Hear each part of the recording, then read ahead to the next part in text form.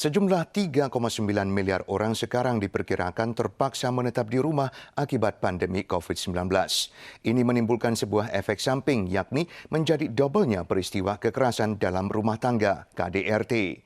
PBB mengajukan statistik mengejutkan. Jumlah wanita korban KDRT di beberapa negara bahkan mencapai 2 kali lipat daripada jumlah di masa lalu. Maka menyerukan setiap negara pada saat melawan penyebaran pandemi tidak lupa menetapkan regulasi untuk mencegah KDRT.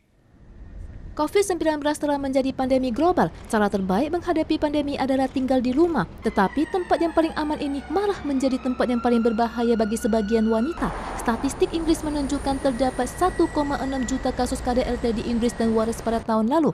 Kasus KDRT ini mencakup aspek fisik, psikologi, emosional, dan bahkan ekonomi. Sejak pemerintah mengeluarkan perintah untuk tinggal di rumah, kasus permintaan pertolongan KDRT baik melalui telepon maupun secara online bertambah 25%. Keadaan yang sama juga terjadi di Prancis. Pada minggu pertama penutupan kota, jumlah kasus KDRT di Paris meningkat 36% dan daerah lain juga naik 32%, termasuk 2 kasus pembunuhan. Tetapi Inggris dan Prancis masih bukan yang terburuk. In some countries, the number of women calling support services has doubled. Meanwhile, healthcare providers and police are overwhelmed and understaffed. Local support groups are paralyzed or short of funds. Some domestic violence shelters are closed, others are full. Saat Sekjen PBB Guterres menilik kemungkinan gelombang pandemi COVID-19 berikutnya pada zona sesudah perang, dia merasa sangat terkejut dengan lonjakan KDRT global selama pandemi. I urge all governments to make the prevention and redress of violence against women a key part of their national response plans for COVID-19.